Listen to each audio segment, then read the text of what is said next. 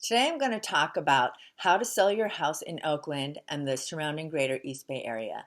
This is actually a huge topic, so it needs to be broken down into several short videos. We're in an unusual market and it can be challenging to sell in. We have several issues that are really specific to our area that I want to talk about and help you alleviate your concerns and tell you how I work with my sellers to navigate through them, because maybe it will be useful to you. When it comes to selling in Oakland and the surrounding areas, it's mostly about strategy, marketing on the front end, and negotiation on the back end. The rest is preparation. This talk starts the conversation with preparing your home with regard to condition and pre-inspections.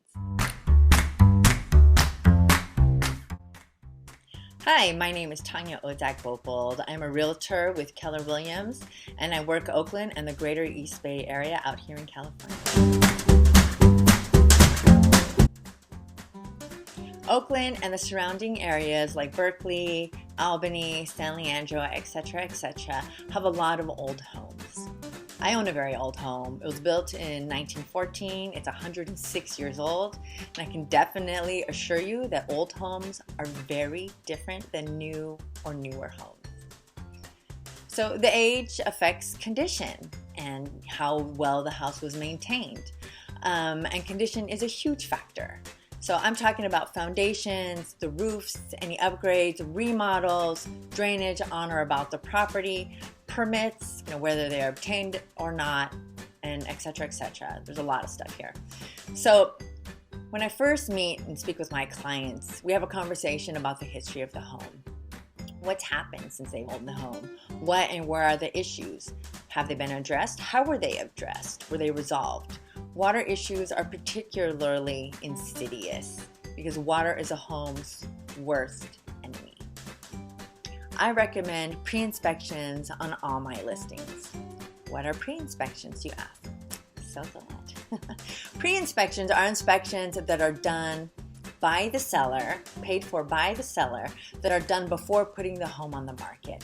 So these are going to be part of the disclosures. So every single buyer that requests the information and the disclosures on your home are also going to receive these inspections as well, so that everybody, the condition of your house is up front and all your buyers are on the same page with regard to the condition of the house. So these are just the usual gamut of inspections. It's a general home inspection, a roof inspection, a pest inspection, and maybe something else that is discovered along the way that seems like it probably should be inspected, which is something that's assessed on a house-by-house basis. Pre-inspections are awesome because they can let you know what's going on with your house that you might not know about. And I want to talk specifically about the pest inspection, though. This one details all the wood-destroying organisms and the damage that they cause. And the pest inspection has two sections. There's section 1 and there's section 2.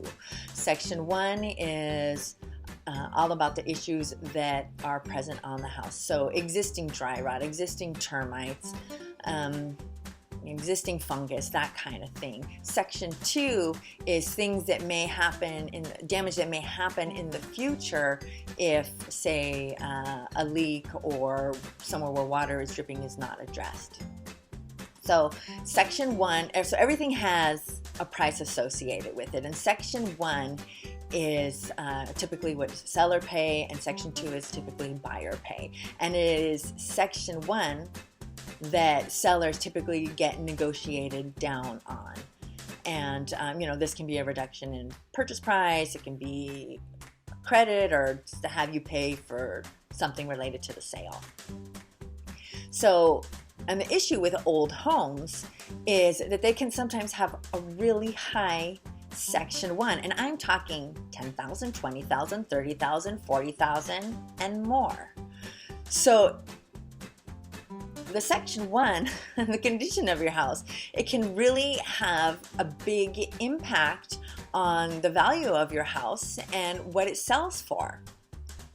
So because of this, I really strongly recommend that you do them up front, so that 1, you understand the condition of your house and you don't have any surprises, and 2, so that the buyers are all made aware of the condition of your house.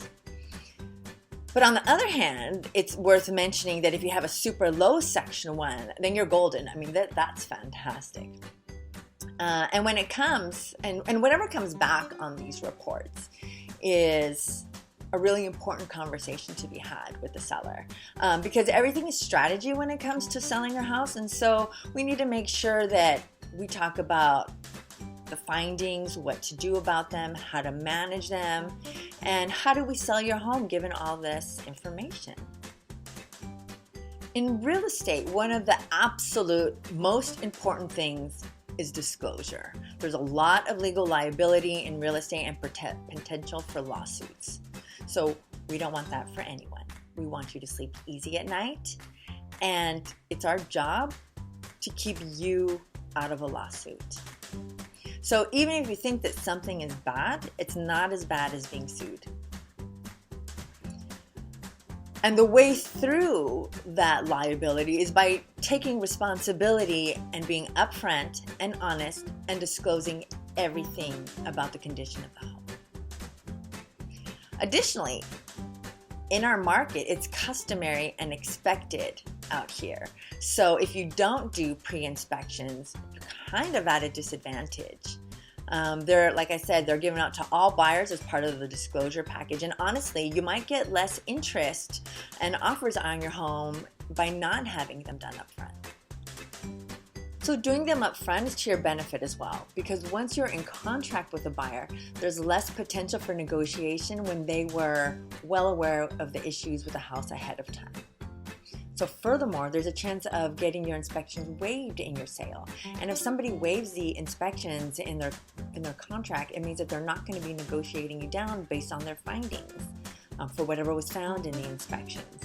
So this is a really awesome thing for sellers. So if your property is marketed appropriately and your offers are negotiated correctly, this is absolutely something that can happen for you. So in my opinion, it's absolutely worth the shot to pay for the cost of inspections and to try to get that really awesome inspection contingency waived in that offer. So just a few more facts. The question is, how much do they cost? And that all depends on the size of the property and who's doing the inspections. And just like everything else, there are great inspectors and there are not so great inspectors. And because of the liability, in real estate, it's definitely to your benefit to get great inspectors. And also what their report looks like matters. You want someone who has a really easy to understand and read report.